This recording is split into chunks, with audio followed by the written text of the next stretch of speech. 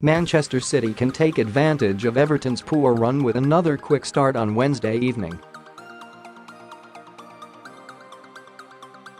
City have been presented with a perfect opportunity to overtake Liverpool at the top of the Premier League and can make a huge statement in the title race at Goodison Park. And despite Pep Guardiola's attempts to take the pressure of his side before the game, the manager will know the chance to go top of the league will be in the back of City minds. Guardiola has found Everton difficult opponents since arriving in the Premier League, but he couldn't have asked for a better team to play in these circumstances amid hostility towards manager Marco Silva from sections of the Goodison support. If City can exploit those frustrations, their task on Wednesday will be made easier just across the park from the looming Anfield main stand. Another quick start required City have scored in the first minute for the past 2 consecutive games, something no other Premier League side has ever managed. If they were to make the 3 games in a row, or at least attack Everton with the same intent that blew Arsenal away in the opening stages of Sunday's win, then City will gain themselves an extra advantage. Everton are on a run of just 3 wins in their last 12 league games, and Marco Silva's side have only won 1 of their last 6 home games in the Premier League. When Wolves opened the scoring at Goodison Park on Saturday, the home fans were quick to vent their opinions at their players who never really recovered. If City can score early on for the 3rd game in a row, they could exploit the frustrations of the home support growing impatient at Silva's perceived lack of progress and use it to their advantage. Selection dilemmas: Guardiola is likely to revert to a more conventional formation after the makeshift lineup against Arsenal.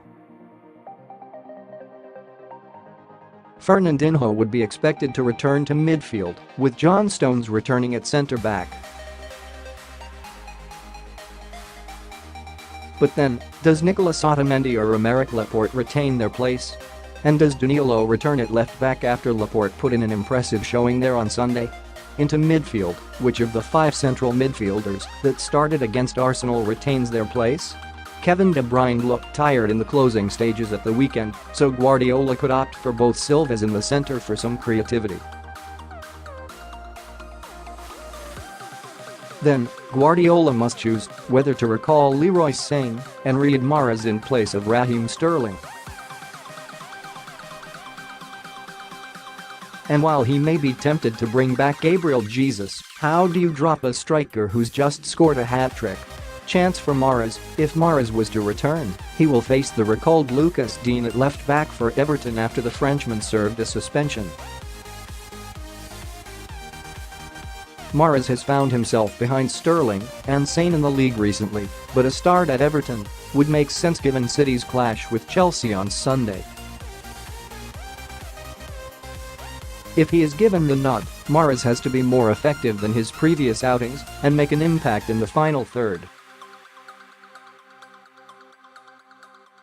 Digne's tendency to move upfield could help him out, but Mahrez's decision-making has been questionable at times, and he would benefit from trying to help the team rather than score the world-class goal that would catch Guardiola's eye.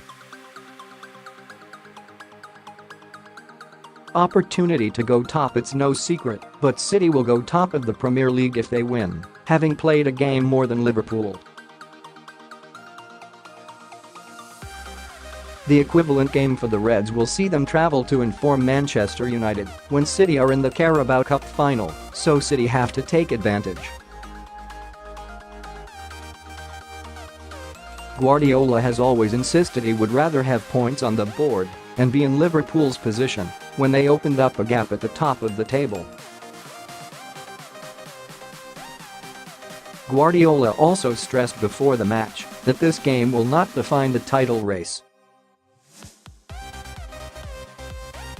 That is certainly true, but now City have a chance to put themselves above Liverpool sooner than they would have realistically have expected. They can't afford to slip up if they truly want to retain their Premier League title.